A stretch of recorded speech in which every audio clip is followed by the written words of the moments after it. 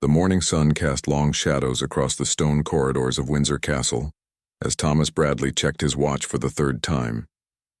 He had been working as a royal guard for nearly 15 years, and today felt like any other Tuesday morning in March 2024. The castle was preparing for the upcoming state visit, and everyone had their assigned duties. Thomas never imagined that his routine inspection would lead to one of the most remarkable discoveries in recent royal history. Thomas was a man who took his responsibilities seriously. At 42 years old, with graying temples and sharp blue eyes, he had seen many changes in the royal household. He started his career as a young guard during the late Queen Elizabeth's reign, and he carried her memory with deep respect.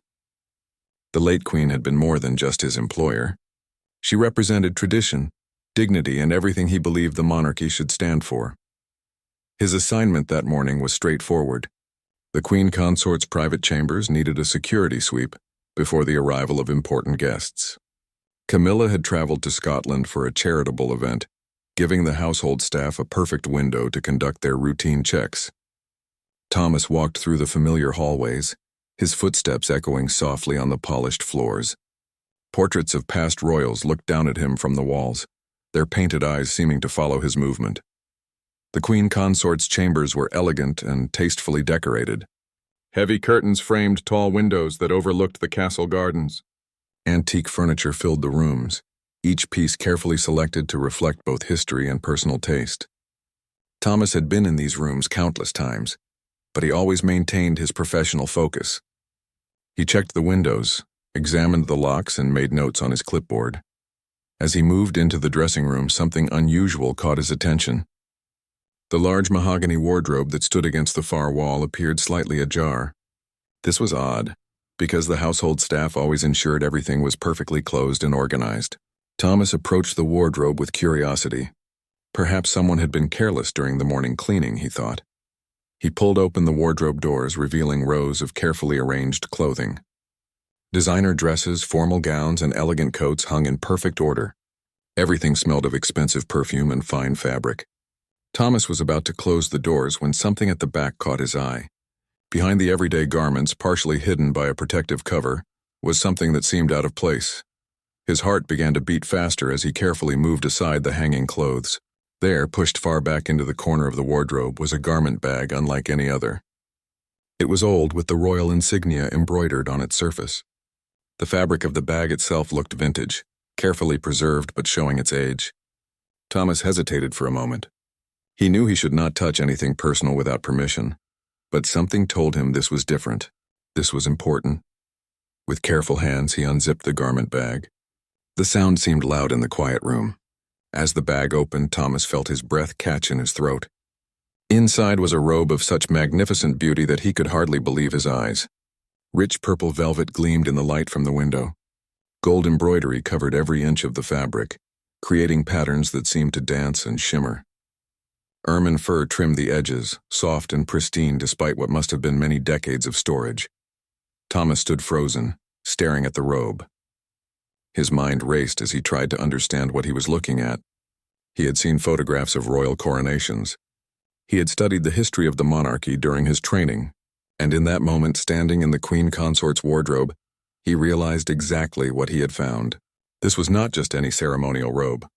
This was something that should have been in the royal collection, safely stored in the Tower of London or displayed in a museum. His hands trembled slightly as he examined the robe more closely. The craftsmanship was extraordinary. Every stitch had been placed with meticulous care. The gold thread formed intricate designs of lions, crowns, and royal symbols. The weight of the fabric was substantial, speaking to the quality of materials used in its creation. Thomas had never seen anything like it up close. The robe seemed to radiate history and importance. He carefully checked the inner lining, looking for any identifying marks. There, sewn into the silk interior, was a label. The handwriting was old-fashioned, elegant, and clear. What he read made his heart skip several beats. This confirmed his suspicions. He was not looking at a replica or a costume piece. This was an authentic royal coronation robe, a piece of history that had been worn during one of the most important ceremonies in British history. Thomas carefully closed the garment bag and stepped back from the wardrobe. His mind was spinning with questions. How had this priceless artifact ended up here? Why was it hidden in a private wardrobe rather than properly stored with other royal regalia? How long had it been here? And most importantly, did anyone else know about it? He knew he had to report this discovery immediately, but he also understood that he had just stumbled upon something that could cause significant controversy. He looked around the room, suddenly feeling like an intruder despite his official duty. The weight of his discovery pressed down on him. This was not just about finding a misplaced item. This was about history, tradition, and potentially sensitive royal matters. Thomas had always prided himself on his discretion and loyalty to the royal family, but now he faced a dilemma that tested both qualities. Should he report this through the normal channels? Should he speak directly to his superior? Or should he somehow contact the Royal Collection Trust?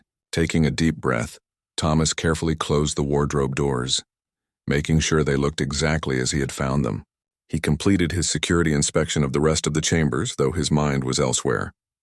Every few minutes he glanced back toward the wardrobe as if expecting it to disappear, or for someone to appear and tell him he had been dreaming. But the wardrobe remained silent and imposing, holding its incredible secret within. Thomas left the Queen Consort's chambers with his clipboard clutched tightly in his hand. His mind was a whirlwind of thoughts as he walked down the corridor. The discovery of the Coronation Robe had shaken him more than he wanted to admit. He had worked at Windsor Castle long enough to know that royal matters were never simple. Everything had layers of protocol, tradition, and sensitivity that outsiders could never fully understand. He made his way to the security office, a small room tucked away in one of the older parts of the castle. His colleague, Sarah Mitchell, looked up from her computer screen as he entered. Sarah had been working at the castle for 8 years, and Thomas trusted her judgment completely. She was smart, discreet, and understood the complexities of royal service better than most. Thomas must have looked strange because Sarah immediately asked if something was wrong. He closed the door behind him and sat down heavily in the chair opposite her desk. For a moment he did not know how to begin. How do you casually mention finding a priceless royal artifact hidden in a wardrobe? Sarah waited patiently, her dark eyes studying his face with growing concern. He told her everything. Sarah listened without interrupting, her expression changing from curiosity to shock to something close to disbelief. When Thomas finished speaking, silence filled the small office. Sarah leaned back in her chair, processing what she had just heard. She asked him if he was absolutely certain about what he had seen. Thomas nodded firmly. There was no doubt in his mind. The robe was real and it was significant. Sarah's first instinct was to contact their supervisor immediately, but Thomas asked her to wait. He explained that this discovery could have serious implications. They needed to think carefully about how to handle it. If they raised an alarm without proper consideration, it could create unnecessary drama. On the other hand, if they waited too long, they might be accused of hiding information. It was a delicate situation that required careful navigation. They spent the next hour discussing their options. Sarah suggested they document everything first. She pulled out her tablet and began taking notes as Thomas described the robe in detail. The purple velvet, the gold embroidery, the ermine trim, the label inside. Every detail mattered. Sarah also noted the exact location where the robe was found, the time of discovery, and the condition of the garment bag. This documentation would be crucial, whatever path they chose to take. As they talked, Thomas felt his initial shock beginning to fade, replaced by a growing sense of curiosity. How had the robe ended up in that wardrobe? The most logical explanation was that it had been moved during one of the many organizational changes that happened in royal households. Perhaps it had been temporarily stored there and then forgotten. But that seemed too simple. Royal regalia was carefully tracked and catalogued. Items did not just disappear into private wardrobes. Sarah voiced what they were both thinking. What if the robe was there deliberately? What if someone had decided to keep it in that particular location for a specific reason? This possibility opened up a whole new set of questions. They both knew that the royal family had complicated relationships with certain historical objects. Some items carried emotional weight that went beyond their monetary value. Perhaps this robe was one of those items. Thomas remembered something his mentor had told him years ago. The old guard, who had served under 3 different monarchs, had said that royal households were full of secrets. Not sinister secrets, but personal ones. Stories about who wore what, who gave gifts to whom, which items held special memories. These details were rarely written down in official records. They existed in the collective memory of long-serving staff members and in the quiet corners of vast royal residences. Sarah suggested they do some research before taking any action. The castle had an extensive library with books about royal history and coronations. Perhaps they could find information about this specific robe without raising any official flags. Thomas agreed this was a good idea. Knowledge would give them power in whatever conversation they eventually needed to have with their superiors. That evening, after their shifts ended, Thomas and Sarah met in the castle library. The room was quiet and dimly lit, with floor-to-ceiling shelves packed with leather-bound volumes. They found the section on coronations and pulled out several heavy books. Page by page, they searched for information about coronation robes, looking at photographs and reading detailed descriptions. It took them nearly 2 hours, but they finally found what they were looking for. In a book about Queen Elizabeth's coronation, there was a chapter about the ceremonial robes worn during the ceremony. The description matched what Thomas had seen almost perfectly. The purple velvet, the gold embroidery patterns, even the specific type of ermine used for the trim. But there was something else in the text that caught their attention. The book mentioned that there were multiple robes created for different parts of the coronation ceremony. The queen had worn different robes at different stages of the day. After the ceremony, these robes were supposed to be catalogued and stored as part of the royal collection. The book included a footnote mentioning that one particular robe had gone missing from official records in the decades following the coronation. Historians had assumed it was simply misfiled or stored in an unmarked location. Thomas and Sarah exchanged glances. Could he have found the missing robe? If so, this discovery was even more significant than they had initially thought. This was not just a piece of royal regalia. This was a lost piece of history, something that historians and royal experts had been wondering about for years. The weight of this realization settled over them like a heavy blanket. They decided they could not wait any longer. This discovery needed to be reported through proper channels, but they agreed to do it carefully. Sarah suggested they write a detailed report first, outlining exactly what was found and providing all the documentation they had gathered. This way, their discovery would be taken seriously and handled appropriately. Thomas agreed and felt relieved to have a clear plan of action. As they left the library that night, Thomas felt a mix of emotions. There was excitement about the discovery, but also anxiety about what would happen next. He knew that finding the robe was just the beginning. The real story was about to unfold, and he had no idea where it would lead.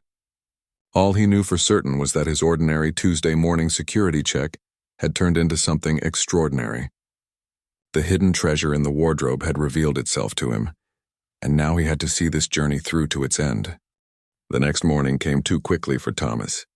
He had barely slept, his mind replaying the discovery over and over.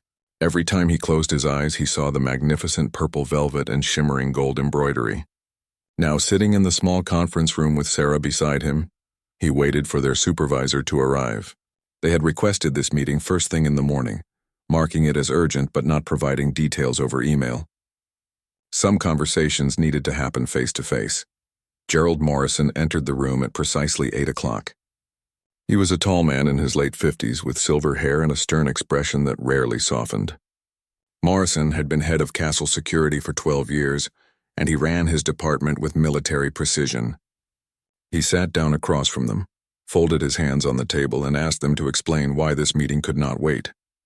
His tone suggested he was not pleased about the mysterious urgency.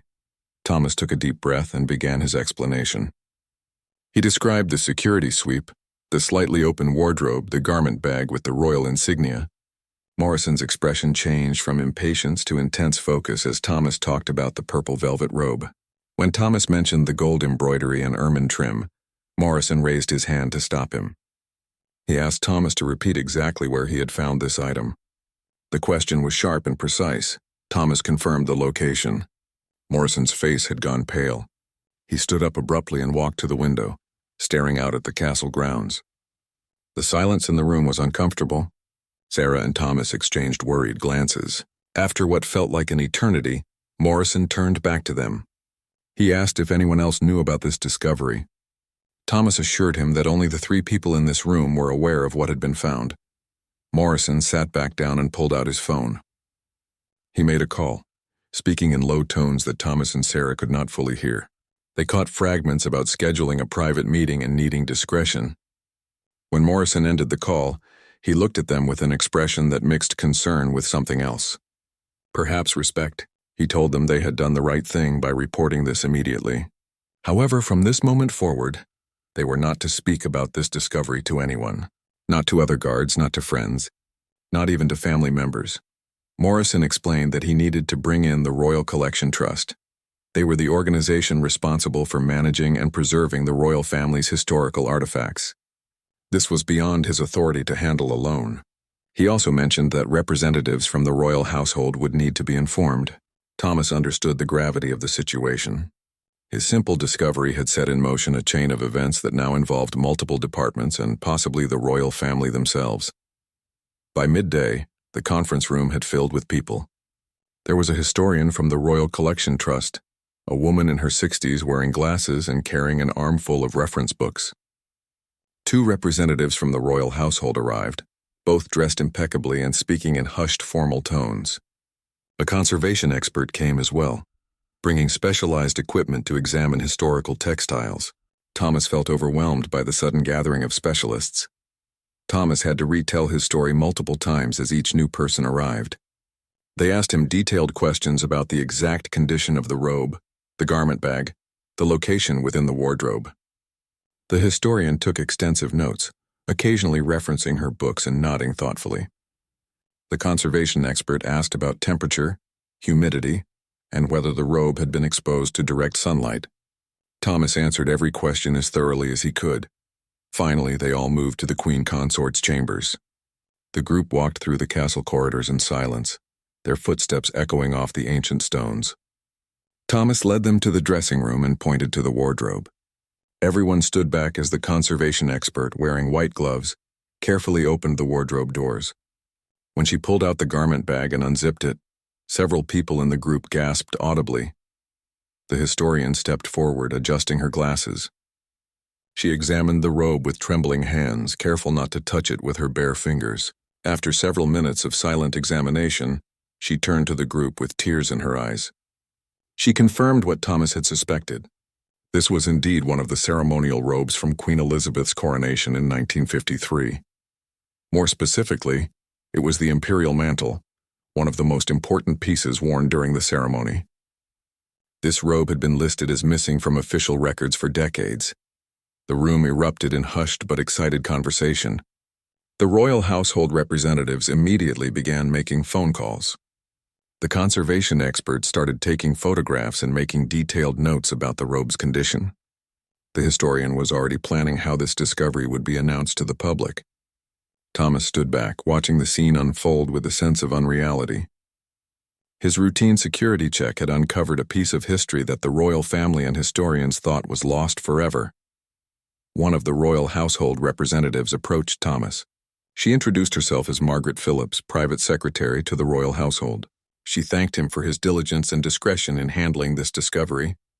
She explained that the robe would need to be carefully removed from this location and transported to a secure conservation facility. There, experts would examine it thoroughly to understand its history and determine the best way to preserve it for future generations. Margaret also mentioned that questions needed to be answered. How did this priceless artifact end up in a private wardrobe? When was it moved here? Who knew about its location? These were sensitive matters that required careful investigation. The royal family valued their privacy, but they also respected the historical significance of their possessions. Finding the right balance between these concerns would not be easy. As the afternoon progressed, more people arrived. A team of conservation specialists brought special containers to transport the robe safely. Security personnel set up a secure perimeter around the chambers. Everything was documented with photographs and written reports. Thomas watched as the robe was carefully placed in a climate-controlled container, sealed and prepared for transport. It felt like watching history being carefully wrapped up and carried away. Before the robe was taken away, the historian asked if Thomas wanted to look at it one more time. She seemed to understand that he had formed a connection with this discovery. Thomas approached the container and gazed at the magnificent robe one final time. The purple velvet seemed to glow with an inner light. The gold embroidery told stories of tradition and ceremony. The ermine trim spoke of royalty and power. This was more than just fabric and thread. This was a tangible link to one of the most important days in modern British history. As everyone prepared to leave the chambers, Thomas felt a strange sense of loss. The robe had been there, hidden and forgotten, for so many years. He had been the one to find it, to bring it back into the light. Now it would go to a museum or vault, properly catalogued and preserved. It was the right thing to do, but part of him would always remember the moment of discovery, when it was just him and the hidden treasure in the quiet wardrobe. The days following the discovery moved at a pace that left Thomas feeling dizzy. The castle buzzed with controlled activity as historians, conservation experts, and royal officials worked behind closed doors. Thomas continued his regular duties, but everything felt different now. He could not walk through the corridors without thinking about what had happened. Every wardrobe he passed made him wonder what other secrets might be hiding in plain sight throughout the vast royal residences. Margaret Phillips contacted him 3 days after the discovery. She wanted to meet with him privately to discuss some findings from their initial investigation. Thomas arrived at her office feeling nervous. Margaret's workspace was elegant but businesslike, with photographs of royal events on the walls and neat stacks of documents on her desk. She offered him tea and asked him to sit down. Her manner was professional but warm, which helped ease some of his tension. Margaret explained that the conservation team had completed their initial examination of the robe. The news was remarkable. Despite being stored in less than ideal conditions, the robe was in excellent condition. The velvet remained vibrant, the gold embroidery showed no significant tarnishing, and the ermine trim was perfectly preserved. This suggested that the robe had been carefully maintained, even while it remained hidden from official records. Someone had been taking care of it all these years. The investigation had also uncovered some interesting information. Through careful research of household records and interviews with long-serving staff members, they had pieced together a story. After Queen Elizabeth's coronation in 1953, several ceremonial robes were distributed among family members as mementos of the historic day. This was not unusual. Royal families often kept personal items from significant events. However, the official inventory system had failed to record some of these personal distributions properly. The imperial mantle that Thomas found had apparently been given to Queen Elizabeth's sister, Princess Margaret, as a personal keepsake. The princess had treasured this robe as a reminder of her sister's coronation day. When Princess Margaret passed away in 2002, her personal effects were distributed according to her wishes. Some items went to museums, others to family members. The robe had somehow ended up in storage, moved from one royal residence to another over the years, its significance gradually forgotten. Margaret showed Thomas some old photographs she had found during her research. There was Princess Margaret at a private family gathering, standing near a wardrobe that looked remarkably similar to the one at Windsor Castle. Another photograph showed moving boxes being transferred between royal residences in the early 2000s. The documentation from that period was incomplete, which explained how such an important item could slip through the cracks of the inventory system. Thomas listened to all of this with growing understanding. The mystery was unraveling piece by piece. The robe had not been stolen or deliberately hidden. It had simply been caught up in the complex web of royal possessions, moving from place to place, its paperwork lost or misfiled somewhere along the way. It was a reminder that even in institutions as organized as the royal household, human error and the passage of time could lead to surprising discoveries.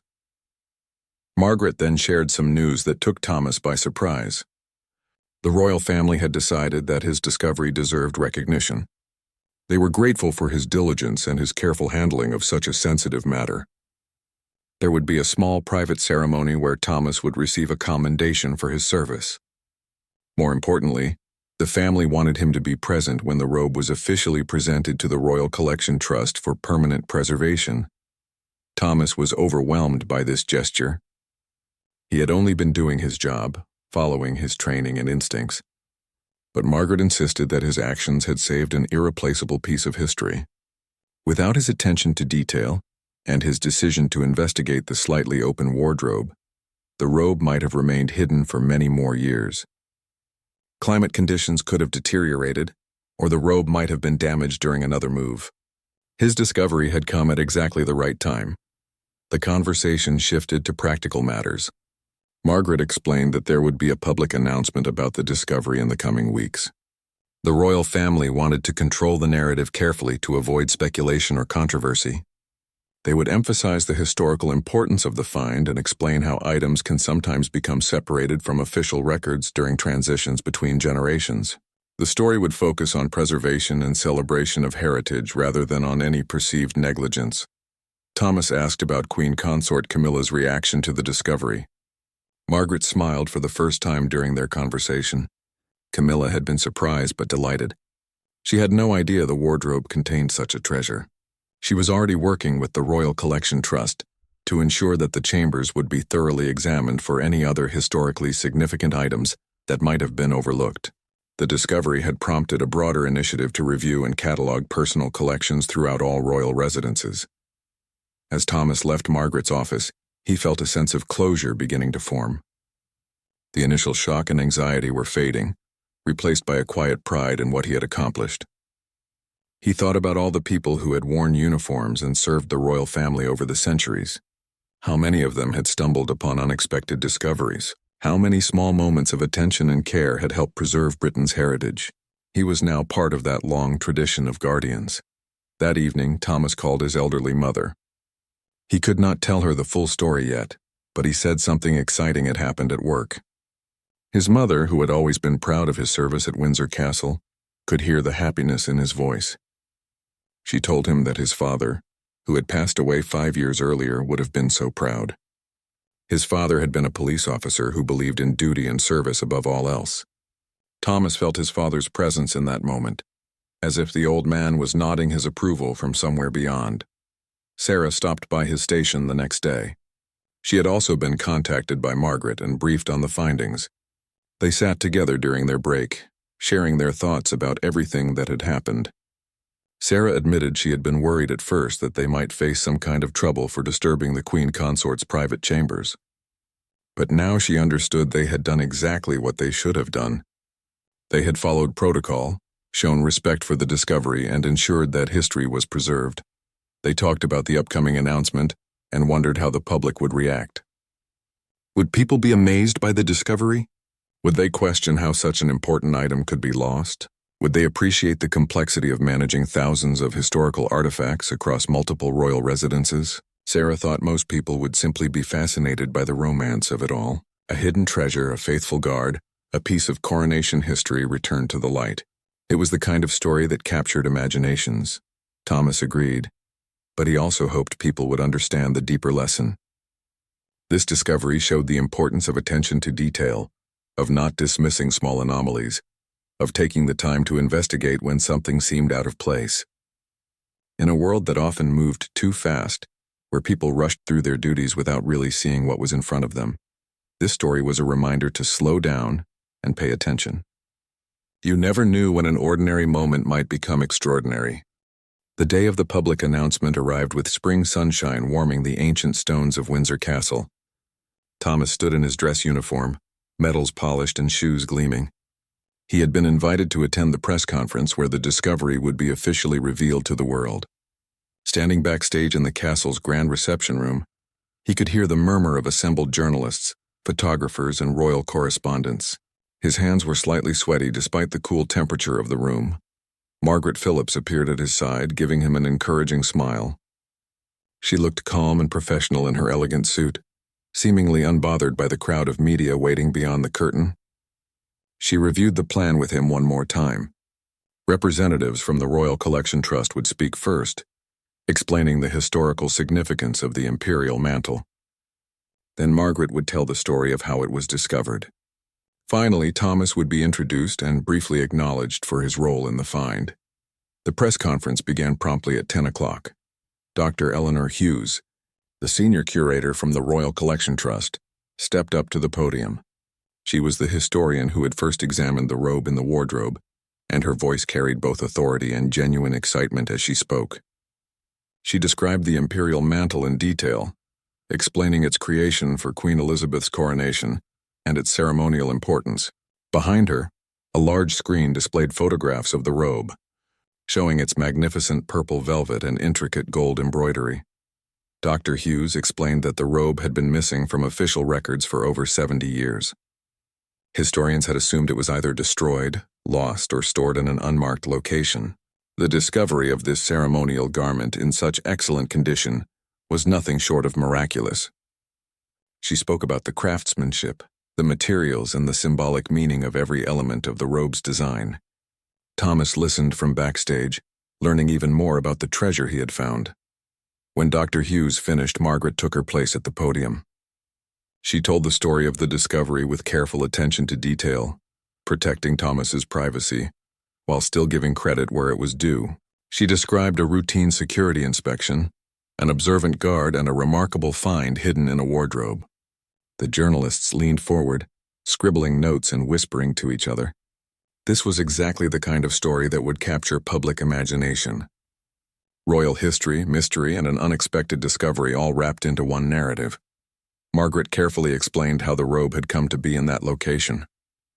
She spoke about Princess Margaret's personal connection to the coronation, and how items sometimes became separated from official collections during estate transitions. She emphasized that this was not a case of negligence or theft, but rather an example of how complex it is to manage thousands of historical artifacts across multiple royal residences. Her explanation was diplomatic and thorough, answering questions before they could become controversies. Then came the moment Thomas had been nervously anticipating. Margaret gestured toward the side of the stage and called his name. Thomas walked out into the lights, momentarily blinded by camera flashes. The room erupted in polite applause. He stood next to Margaret, trying to look professional despite feeling completely out of his element. He was used to working in the background, unseen and unnoticed. Being the center of attention felt strange and uncomfortable. Margaret introduced him formally, highlighting his 15 years of service to the royal household and his exemplary record. She explained that his attention to detail and commitment to his duties had made this discovery possible. Thomas felt his face flush with a mixture of pride and embarrassment. He had not expected such public recognition. Margaret handed him a certificate of commendation, and they shook hands while cameras clicked frantically. Thomas managed a small smile, thinking about how surreal this moment was. The journalists had questions, of course. They wanted to know exactly how Thomas had felt when he first saw the robe. They asked if he immediately knew what he had found. They wondered if he had been tempted to tell friends and family before the official announcement. Thomas answered each question carefully, staying mindful of the guidance Margaret had given him. He kept his responses professional but genuine, letting his natural personality show through without saying anything inappropriate. One journalist asked if this discovery had changed how he approached his daily work. Thomas thought about this question for a moment before answering. He said that it had reinforced something he already believed. Every task matters, no matter how routine it might seem. Paying attention to small details, following procedures, and taking time to investigate anomalies, these things were important. You never knew when something ordinary might lead to something extraordinary. His answer resonated with the room, and several journalists nodded appreciatively. After the press conference, there was a private viewing of the imperial mantle for a select group of historians, museum curators, and textile experts. The robe had been carefully transported to Windsor Castle for this special event. Thomas was invited to attend, standing quietly at the back of the room as experts examined the garment with reverent care. They discussed the weaving techniques, the quality of the gold thread, and the significance of specific symbolic elements in the embroidery. Dr. Hughes approached Thomas during the viewing. She thanked him personally for his discovery and told him something that touched him deeply. She said that objects like this robe were more than just historical artifacts. They were connections to the past, physical links to moments that shaped the nation. By finding and preserving this robe, Thomas had given future generations the chance to touch that history, to understand their heritage, and to feel connected to the traditions that defined the monarchy. It was a profound responsibility and gift. As Thomas drove home that evening, his phone kept buzzing with messages. Friends and family who had seen the news were reaching out with congratulations and amazement. His mother had called 3 times, crying with pride. His old school friends wanted to know every detail. Even acquaintances from years ago were sending messages through social media. Thomas felt overwhelmed by the attention but also grateful for the support. The media coverage was extensive. The story appeared on evening news broadcasts in major newspapers and across social media platforms. Some outlets focused on the historical significance of the robe itself. Others highlighted the human interest angle, telling Thomas's story as an example of dedication and vigilance. A few articles speculated about what other treasures might be hidden in royal residences, waiting to be discovered. Thomas read some of the coverage but tried not to let it go to his head. Sarah called him that night, laughing about how they had become minor celebrities. She told him that tourists visiting Windsor Castle were asking guards about the discovery and wanting to know which wardrobe had contained the robe. The castle gift shop was already designing souvenirs featuring images of the imperial mantle. The whole situation had taken on a life of its own, far beyond anything they had imagined when Thomas first opened that wardrobe door. As Thomas prepared for bed that night, he stood at his window looking out at the dark sky. Stars were visible despite the city lights, tiny points of brightness in the vast darkness. He thought about chance, timing, and the strange ways life could surprise you. If he had walked past that wardrobe without noticing it was slightly open, if he had decided it was not worth investigating, if he had been less curious or less diligent, the robe might have remained hidden for decades more. Instead, his simple action had unveiled a piece of history and connected him to a story much larger than himself. 6 months after the discovery, Thomas received an invitation that took his breath away. The imperial mantle was being officially unveiled as part of a new exhibition at the Tower of London, and he was invited as a guest of honor. The exhibition would showcase coronation regalia from throughout British history, and the recently discovered robe would be its centerpiece. Thomas accepted the invitation immediately, knowing this would be a moment he would remember for the rest of his life. The evening of the exhibition opening was crisp and clear. Thomas arrived at the Tower of London wearing his best suit, feeling both excited and nervous. The ancient fortress was illuminated beautifully, its stone walls glowing golden in the carefully placed lights. Other guests were arriving as well: historians, members of the royal household, representatives from various museums, and a few specially selected members of the public who had won tickets through a lottery. Everyone seemed eager to see the famous hidden treasure that had captured the nation's imagination. Inside the exhibition hall, Thomas was greeted by Dr. Eleanor Hughes. She looked delighted to see him again and immediately took him on a personal tour before the official opening. They walked past displays of crowns, scepters, and orbs, each piece magnificent in its own right. But the final room had been reserved for something special. Dr. Hughes opened the door with a theatrical flourish, and Thomas stepped inside. The imperial mantle was displayed in the center of the room, positioned on a specially designed mannequin inside a climate-controlled glass case. Lighting had been carefully arranged to make the purple velvet glow and the gold embroidery sparkle. The ermine trim looked soft and luxurious even through the protective glass.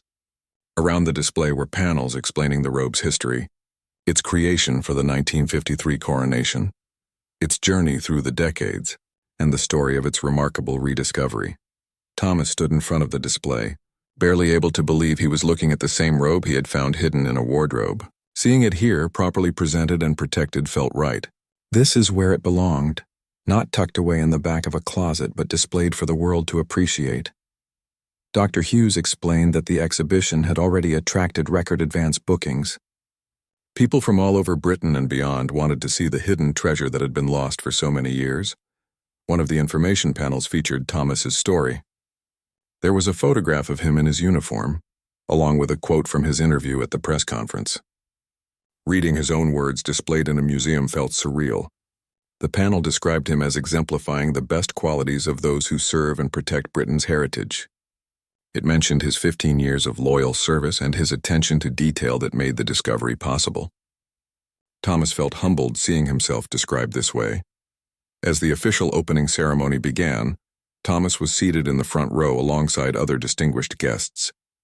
The director of the Royal Collection Trust gave a speech about the importance of preservation and the ongoing work to catalog and protect Britain's historical treasures. He specifically mentioned Thomas's discovery as an inspiration, showing how vigilance and dedication at every level contributed to safeguarding the nation's heritage. The audience applauded, and Thomas felt his face warm with pride. Then came a surprise that Thomas had not anticipated. A representative from the royal household stepped forward and announced that King Charles had personally requested to meet Thomas. The king wanted to thank him for his service and his role in preserving this important piece of royal history. Thomas would be invited to a private audience at Buckingham Palace in the coming weeks. The announcement was met with warm applause, and Thomas sat stunned, trying to process this unexpected honor. After the formal ceremony, guests mingled in the exhibition hall, examining the displays and discussing the significance of the collection.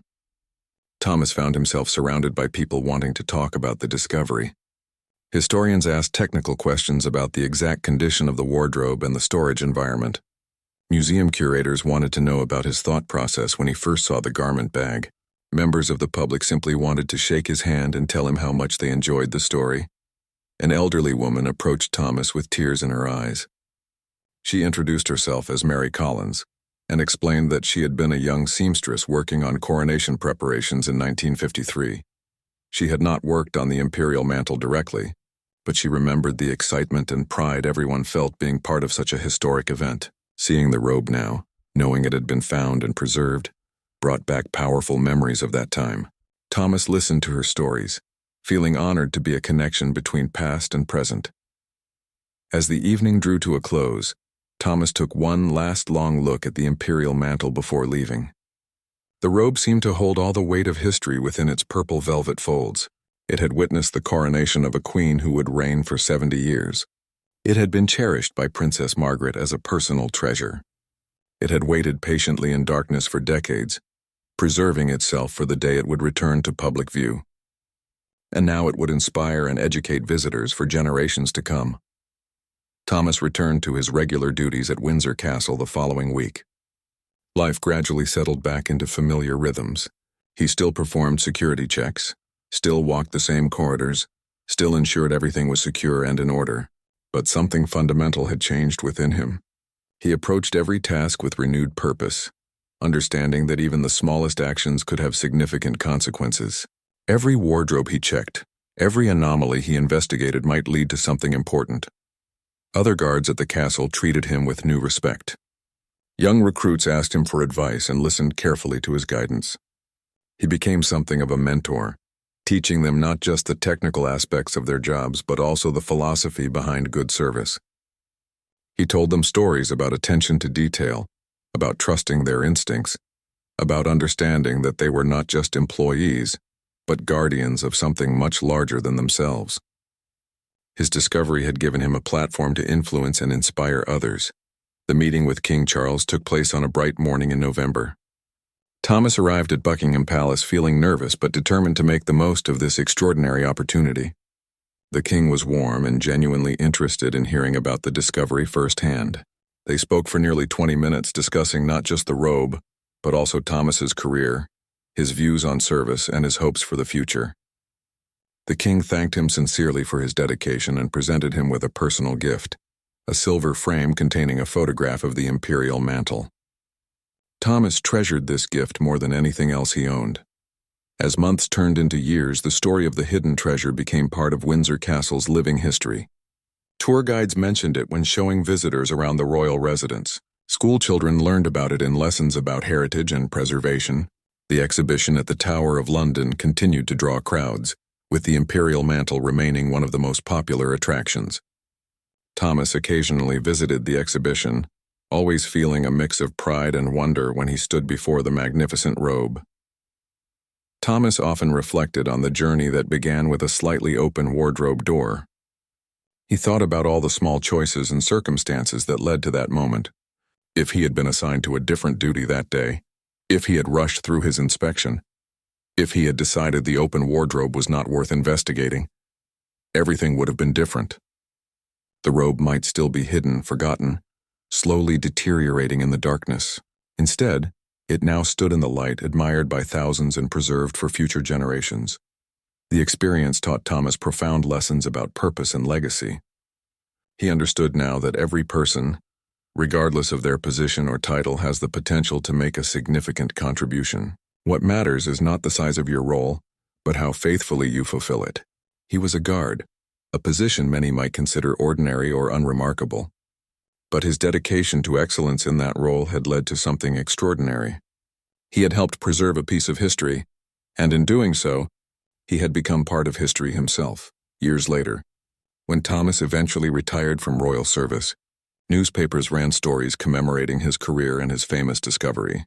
He gave a final interview where he shared the most important lesson he had learned. He said that treasures surround us all the time, hidden in plain sight, waiting to be discovered. Sometimes these treasures are physical objects like the imperial mantle. Sometimes they are moments of beauty, opportunities to help others, or chances to make a difference. The key is to stay alert, to pay attention, and to be willing to investigate when something catches your eye. On his last day of work, Thomas took a final walk through Windsor Castle. He paused outside the Queen Consort's chambers, remembering that fateful March morning. The wardrobe was still there, now containing only ordinary clothes. But for Thomas, that spot would always be special. It was where his life changed, where an ordinary day became extraordinary, where hidden treasure revealed itself to someone who cared enough to look. The story of Thomas Bradley and the imperial mantle became more than just a tale about finding a lost coronation robe. It became